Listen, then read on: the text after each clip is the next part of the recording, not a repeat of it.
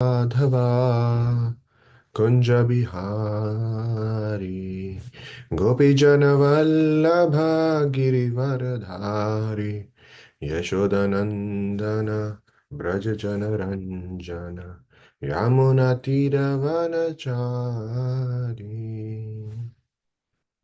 Om Namo Bhagavate Vasudevaya Om Namo Bhagavate Vasudevaya. Om Namo Bhagavate Vasudevaya. Narayanam Namaskrityam Naram Chaiva Narottamam Devim Saraswatim Vyasam Tato Jayam Mudirayet Nashtaprayeshu Bhadreshu Nityam Bhagavata Sevaya Bhagavate Ruttama Shloke Bhaktir Bhavati Naishtiki Shrinvatah Swakata Krishna Punyashravana Kirtanaha Hridantastoya Bhadrani Vidunoti Suhritsatam.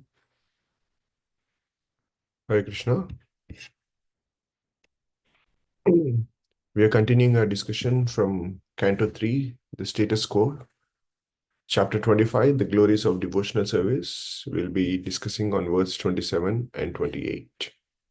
Verse 27.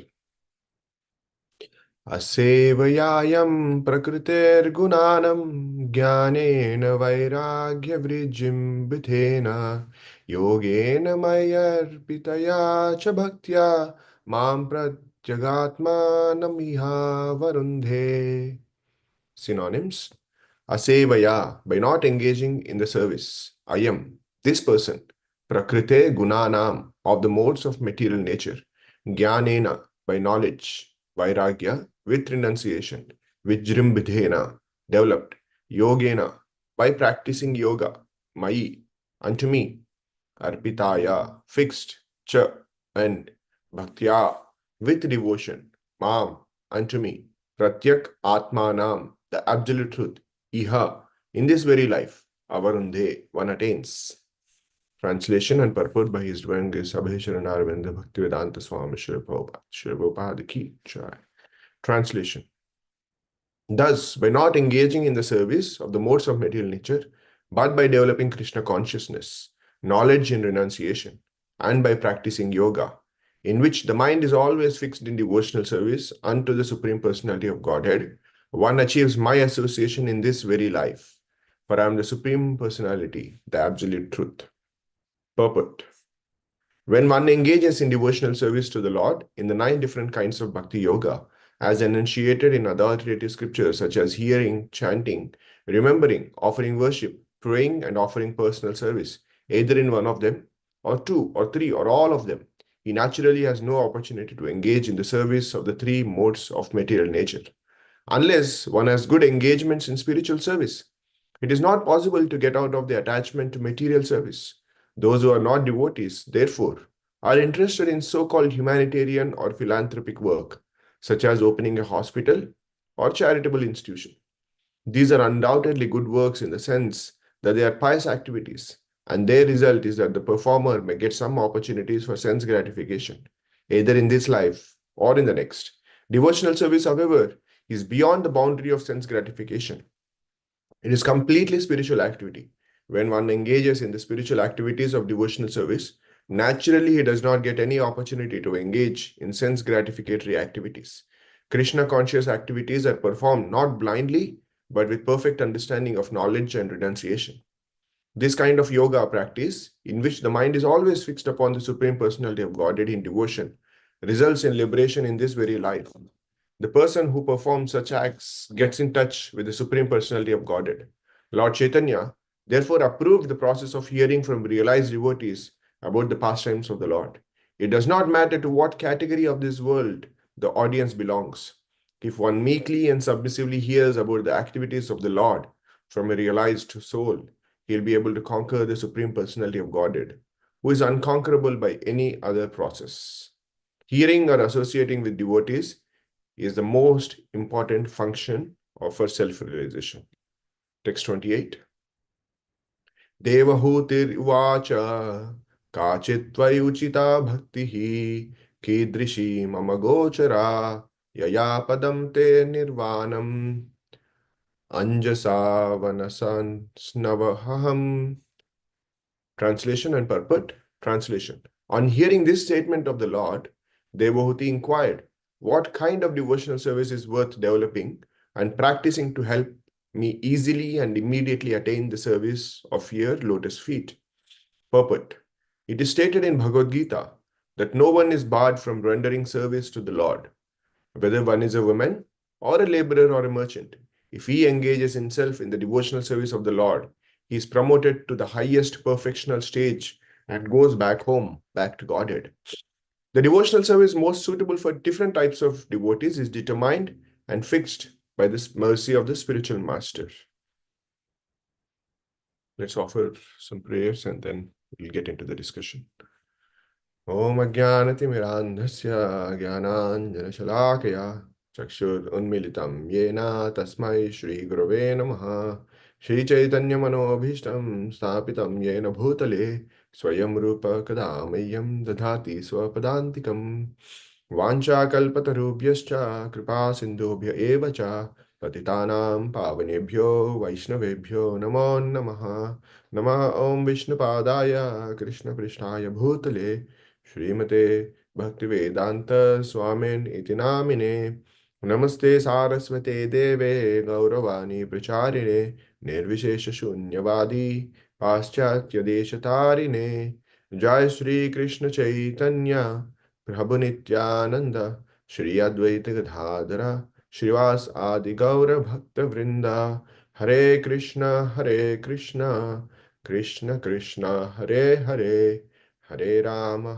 Rama, Rama Rama, Hare Hare.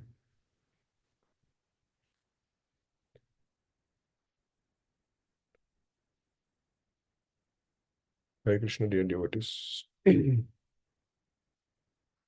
um, quite, quite, uh, quite an important statements that Prabhupada makes in the translation and both the purports. I actually prepared for the class, but as I was reading the purport, they were like, oh, I missed to like this. I was just thinking, oh, this is such an amazing point. We can just discuss on this specific line. Oh, this is such an amazing. So it's like the more and more like I'm kind of appreciating the gems that Srila Prabhupada has given. The more it's like once you start mining for a gold in a gold mining place, you find more and more gold. So it just seems like the more I'm kind of able to situate myself in a position where I'm appreciating Srila Prabhupada's just the brilliance of how he presented Krishna consciousness through his purport. It kind of there's more and more gold that kind of mine. So it's an amazing feeling and experience. I just wanted to start with something interesting that Srila Prabhupada starts the translation. I've actually never read this one. Prabhupada kind of translating Krishna. There are many different definitions that Srila Prabhupada kind of gave in different contexts for Krishna consciousness. This I've actually never read. In the translation for the verse 27, Srila Prabhupada says, by developing Krishna consciousness, and he kind of, in a way, is translating Krishna consciousness as knowledge and in renunciation, which is kind of in similar lines with the previous discussion that we had when um, I was in this place trying to discuss the Bhagavatam. I think a couple of weeks back we were discussing about why knowledge and why renunciation and how um, I think it was Sage Maitreya who was saying when seen in proper context, it is something amazing. So it's kind of also interesting that something just for our thought Krishna consciousness being knowledge in renunciation. It's not just renunciation and it's not just knowledge, but it's like an amazing combination of knowledge and renunciation that kind of helps us move forward in Krishna consciousness. And continuing with our discussion, I just want to share a personal story that kind of the moment I read this translation, it just flashed was once there was me and one another devotee were just talking and he needed some help of some old emails or some kind of pictures that I had. And we were just talking of, can you please share those details and like share those pictures to me? And immediately I kind of asked back, yes, Prabhu, I'll be able to share that. But I don't have your email ID, email address. Can you please share your email address? And when I asked that, the devotee kind of paused for a moment, and he said, when I ask for help, anytime when we ask for help and somebody says, oh yes, I'll do that, and then just moves on. But compared relative to that, when we ask somebody for help, the other person says, oh yes, I'm willing to do the help, but here are, I think this is certain thing that I don't have. When you kind of get into the details of what, based on the answer that you got, when you go into further details of kind of trying to, how do I implement that specific solution or answer that you have given, kind of shows the inquisitiveness or the eagerness that we have. And in the case of here also, when in this verse, when Kapila is explaining that just by performing devotional service, one will be able to achieve me in this very own life. Devavati, Mother Devavati, in the next immediate question that she has asked is, okay, now we are saying that devotional service is what I have to perform, and by performing devotional service, I'll be able to achieve you, and whatever the worries that I've said that I have, I'm frustrated with this material attachment, all of that I'm saying, I'll get rid of that. That's wonderful. But what kind of devotional service do I have to perform? And not just what kind of devotional service, what kind of devotional service is worth developing and practicing to help me easily understand and attain you. So it kind of it just shows a eagerness which we all appreciate. Um, Parikshit Maharaj in the 10th canto, when he's almost about to give up his body, there's a certain specific details that he goes in, rather than just, oh, this is wonderful pastime. He's just not being an static hearer who's not, but he's the conversation that Parikshit Maharaj and Sukadev Goswami was having was kind of quite dynamic. Parikshit Maharaj was asking certain questions, and Sukadev, and not, as we all understand, we have been told multiple times by multiple devotees. 10th canto is almost, if you kind of go with that flow of dividing, okay, this number of verses per day, 10th canto is almost, might be the end of day 6 or beginning of day 7, which means he might have had less than 24 hours in his hand, but he was still wanting to know the details of what Sukadeva Goswami was giving. And even here, their mother Devoti is she's not taking it easy, just because it's in a way it's her son who's saying it. But even in that position, she's quite clear. Okay, now this is what you're saying, but can you break it down for me? Break it down, and the question is also very specific. It's not She's not just saying, okay, what do I do? Now what? But the question is also very specific. What kind of devotional service is worth developing and practicing to help me easily and immediately attain the service of your lotus feet? And just this question begs another question for us. When she's saying what kind of devotional service, it means that there are different varieties of devotional service, right?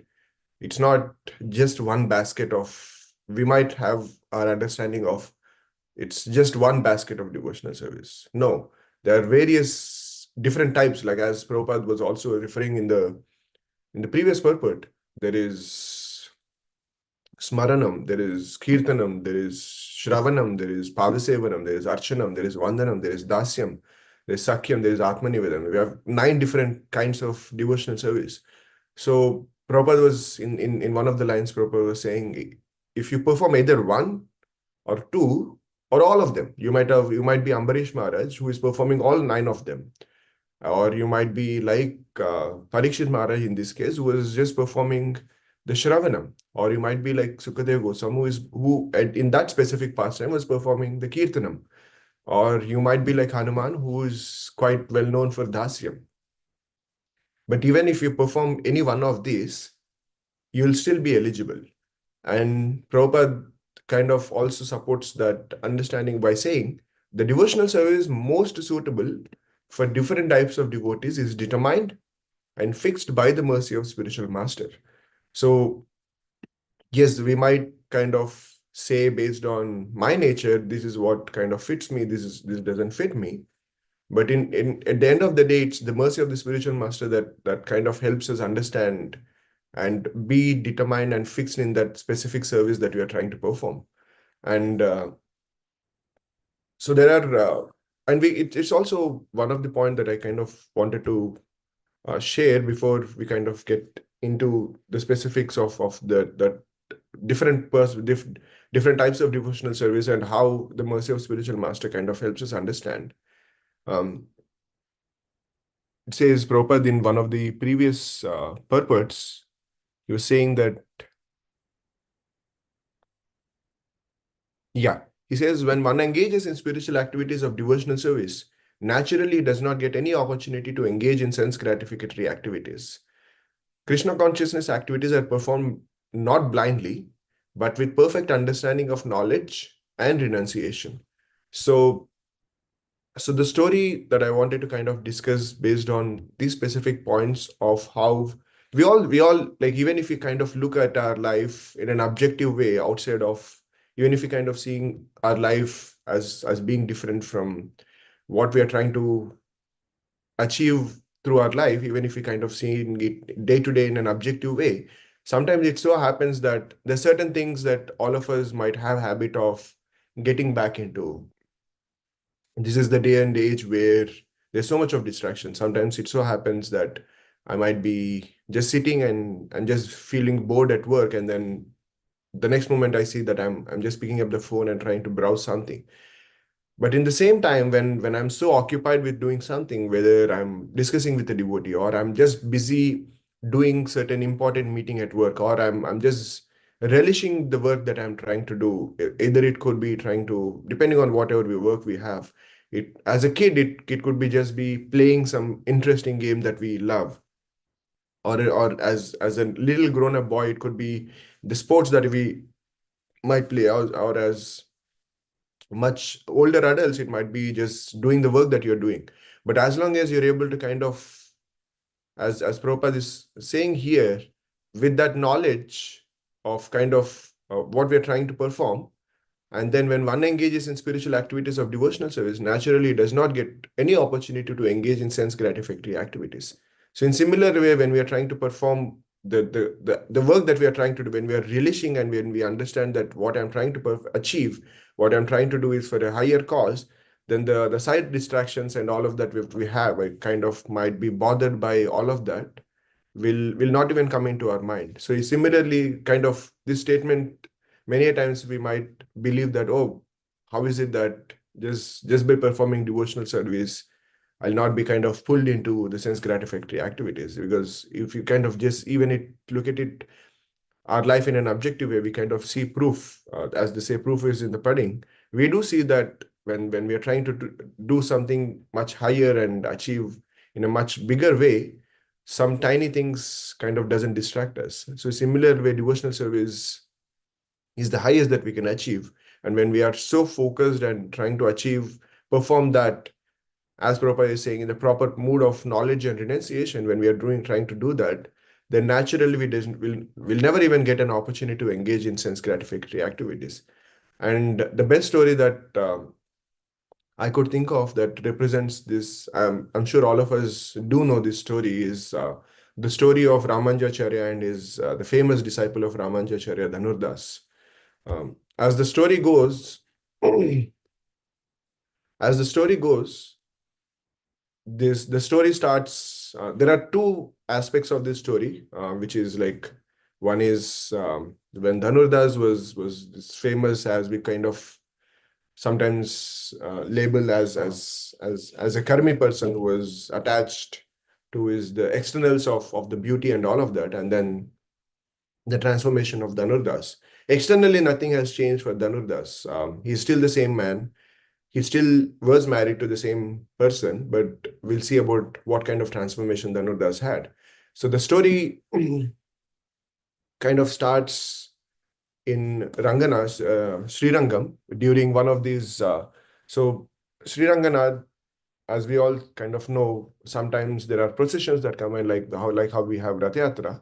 Sri Ranganath also has certain days of procession where he comes out of the temple and then goes around Sri Rangam along with his wife Sri Ranganayaki, and then gives the darshan to all of the devotees, and then goes back. And in this case, it was not just any random procession of, oh, the palanquin is just walking, and then it was not the case. So the description says that first, there's actually a detailed description of how Sri Ranganath and Sri Ranganayaki actually come out of the temple. So the sequence of how it goes is, it starts with, there are a huge number of devotees carrying these big, huge size banners that are carrying Shankha, that have these embellishments of Shankha, Chakra, Gada, and Padma. So there's this huge number of, because the banners are so huge that they needed so many number of devotees to carry them. So there's this, the almost like say 50 to 60 devotees carrying these huge red banners, one having Shankha, one having Chakra, one having the Gada and Padma. And following them are these almost innumerable number of Brahmanas chanting various Vedic hymns, and the pasuras of Alvars, and like various other bhajans that glorify Sri Ranganath and Sri Ranganayaki. And following them are several number of elephants who are adorned with this beautiful tilak. So it's like a never-ending procession that is carrying on. And following elephants is bullocks and horses that are carrying various paraphernalia and then musical instruments that are required for this procession. And following the bullocks and horses is the Kirtan party. And the Kirtan party is huge, loud Kirtan party that is playing all kind of musical instruments of I don't know what do we call in English or other languages. In Telugu it is called as Sannai, where there is this it's a kind of trumpet, and in a different model of mridangam, and like the South Indian version of mridanga. So there's this huge tumultuous Kirtan that's going on, and following them is this huge palanquin that Lord Ranganath and Ranganayaki are being carried by hundreds and thousands of devotees. So this whole procession is going on, and the entire town of Sri Ranganath is stopped. There's nothing else, nobody else was doing. Everybody were in front of their houses trying to give arti to Sri Ranganath and Ranganayaki as they were walking in. And in between all of this, the procession that was going on, because the Ramanjacharya was the head of the whole sampradaya at that point of time, he started the whole puja. And after everything was done, as the procession was going on, Ramanjacharya, along with his other disciples, Dasharati and other disciples, was walking back to his ashram. And as he was walking back, the whole town was doing nothing else except for one man. This one man, in spite of, just imagine this innumerable number of these devotees in the procession. There are elephants making sound, there are horses making sounds, there are these bullock carts, there's this amazing number, like almost innumerable number of devotees in the Kirtan party. In spite of all of this was going on, this person was so focused in what he was doing. This person was carrying umbrella in his left hand. Just imagine, umbrella in his left hand and a fan in right hand, and he was walking backwards, seeing the person who was in front of him. And it was Hemamba. His at that point, she was not his wife, but she was a courtesan. But he was so attached to her that in spite of it was as if like there was nothing else. It was just an empty, vacant city, and his focus was just on her. Um, in one ways, here is a person who is classic, as Prabhupada is saying, who is completely engaged in sense gratificatory activities. All he needed was, oh, this is how I'm going to relish the beauty that is in front of me, and this person that is standing in front of me is for my enjoyment. So with that mode, he was just completely focused on that. And there were people who were ridiculing him. Some people were trying to kind of even push him aside. Like a lot of things were going on, but he didn't even care. And Ramanjacharya was like just surprised. He was amazed that like just the for lack of better term, just the audacity of this man to kind of just bear himself like that, being in front of so many, and not having shame or anything. Oh, sometimes we might feel we might all have our own attachments and kind of in places of doing sense gratification, but we kind of are much more conscious of, oh, I don't want to expose this side of me to the general public. But here is a man who is just bared himself in front of this entire. It's not, nobody was inside the houses. Everybody were in the town, in the streets as the procession was going on. And here is a man who is just bared himself, not kind of caring what others would think. All he was saying was making sure that the fan was moving in the right proportions, where the air was coming to that to Hemamba in a proper way, and all of that. He kind of didn't care anything. But as the story says, um, Dhanurda's wife, Mother Hemamba, was feeling like shy and not so comfortable, saying, "I don't think this is the place to do." But Dhanurdas just didn't care. And Ramajacharya asked one of his disciples, Dasharathi, "Can you please go and call him? I just want to talk to him." And Dasharathi goes, and it says that when Dasharathi goes and knocks on the back of Dhanurdas just feels irritated. Who is that? Who is trying to disturb me in this kind of creating disturbance in this amazing view that I have?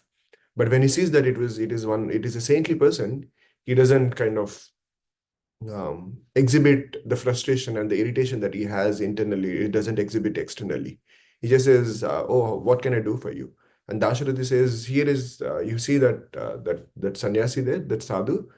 He is Yatiraj. One of the names of Ramanjacharya is also Yatiraj. Yati is sannyasi, and then Raj is the king. So Ramanjacharya is considered as the king of sannyasis. So you see Yatiraj there. Yatiraj is calling you. Can you please come and meet Yatiraj?" And when Dhanurda says, "Oh, Ramanjacharya is calling me," then he immediately says to Mother Hemamba, "Can you, Yatiraj is calling me. I'll just go and I'll come back. Is it okay for you?" And Mother Hemamba says, "Yeah, please. It is Yatiraj who is calling you, so please go." And he goes in, pays his obeisances, even though the culture is so amazing in within Dhanurdas. We might say that he is his sense gratification person and whatnot. But when he understands that the person is a saintly person, he was ready to give all the respects that the man deserves. In the case of Dasharathi or in the case of Yatiraj. So he goes, Ramajacharya, he goes in and pays his respects. And Ramajacharya asks, "Why is it that you're just so enamored by your wife?" He says, "I've never seen anybody more beautiful than her." Ramajacharya says, "Oh, is it? Is it? Will you? What if I show you something more beautiful?" Dhanurda says, there can never be anything like I've seen so much of beauty, but I've never seen anything more beautiful. And if you show me, then I'll think about it. Then Ramanjacharya and Mother Hemamba and Dhanurdas go into Ramanjacharya's ashram, and Ramanjacharya waits till evening and then takes Dasharathi. He doesn't take Mother Hemamba, but he takes Dasharathi to the temple. And as the pujari is moving the lamp, he brings it to the face of Sri Ranganath, and the moment Dasharathi sees the face of Sri Ranganath, there's something that kind of immediately glows in his heart. And then he falls at the feet of Ramanjacharya and says, "Oh, my dear spiritual master, thank you for saving me. If not for you, then I don't know what I would have done. I've now understood what is the true essence of beauty." And then from that day on, Dhanurdas surrenders his life. And as we all here every day pray in our Gurvashtaka, "Yasya prasadhat bhagavat prasado, yasya prasadat nagati kutopi." There's also the next version of this story where, but for lack of time, we'll just end it here. But yasya prasadat bhagavat prasado, yasya aprasadat nagati kutopi.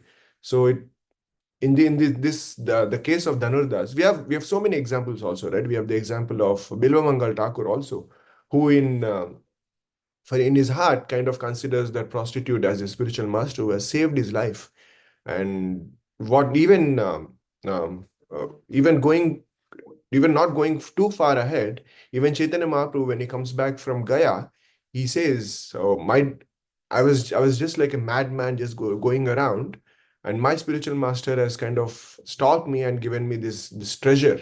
So So if there are innumerable stories that we kind of can consider and see, but what Dasharati and Ramanjacharya and Dhanurdas especially are kind of presenting to us is, as long as we have the we have we have we have the mercy of the spiritual master, Yasya Prasadat Bhagavat Prasado. In this case, it's not that Dhanurdas has never walked into any of the temples, or he is this person who has never seen any deity. But in this case, the only difference in this case of Dhanurdas at that moment seeing the darshan of Sri Ranganath, or in the previous instances, was at this time he went into the darshan of Sri Ranganath achieving already after achieving the mercy of Ramanujacharya. And once he is in that position of, he's also achieved, Ramanujacharya was ready to give him his mercy, and Dhanurdas, by his um, exhibition of the humility and obedience that he has shown by immediately coming to Ramanujacharya when he was called, and by his obedience and the qualities that he has shown exhibited while interacting with Dasharati also, we understand that he himself also placed himself in that position of kind of grabbing that mercy, and that Yasya Prasadat Bhagavat Prasado. So that's the primary difference. And as Srila Prabhupada also talks here, as hearing or associating with devotees is the most important function for self-realization. And then, as Prabhupada is saying, the devotional service most suitable for different types of devotees is determined and fixed by the mercy of the spiritual master. So in this case, Ramanujacharya could have done so many things. Like Ramanujacharya could have just convinced and transformed his heart just by making Dhanurdas sit there and just discussing Srimad Bhagavatam with him or Srimad Ramayana with him. It, there is no uh, there's no question in the capability of Ramanujacharya to transform the heart of Dhanurdas. But Ramanujacharya understood that there is, as Prabhupada is also presenting here, there are different types of devotional service. And the best devotional service, which is kind of enlivens or enlightens the specific disciple, is determined and fixed by the mercy of the spiritual master. And in this case, Ramanujacharya kind of understood that this is the best way that Dasharati would, this is the best way that Dhanurdas would be able to kind of let go of every attachment that he have and kind of grab the lotus feet of Sri Ranganath. And so it's all of us are also kind of are just this being in this present moment of sitting here and discussing Srimad Bhagavatam and the stories of Ramanujacharya and so many other wonderful pastimes, like as we just were talking also, Bilvamangal Thakur and so many other devotees. So our shelter is the mercy of the spiritual master, and just the fact that we are sitting here is is uh, is is is uh, is a glowing example and glowing indication of that mercy that we all have in our own lives. And all we can kind of do is just continue kind of basking us in that mercy of the spiritual master that we have received. And as Srila Prabhupada is saying here, hearing or associating with devotees is the most important function. And as long as we continue to do that, then we'll all be together, and hopefully someday, as Kapila Dev is saying, achieve the association of the Supreme Personality of Godhead in this very own life.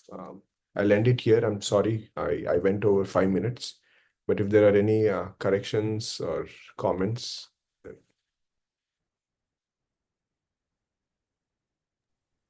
Hare Krishna, Prabhu, please accept my humble obeisances. All glories to Srila Prabhupada. Hare Krishna. I've heard the story many times of Dhanurdas, but you made it so graphic. I could, the procession of Ranganatha, that's so impressive, though never saw that one. It's so amazing. Yeah, beautiful. Thank you very much for your wonderful narration. Hare Krishna.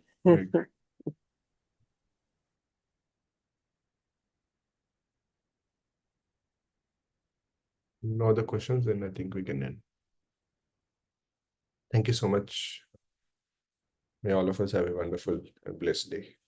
Hare Krishna. Vancha kalpatarubhyascha That's patitana pavanebhyo Vaishnavebhyo. wow.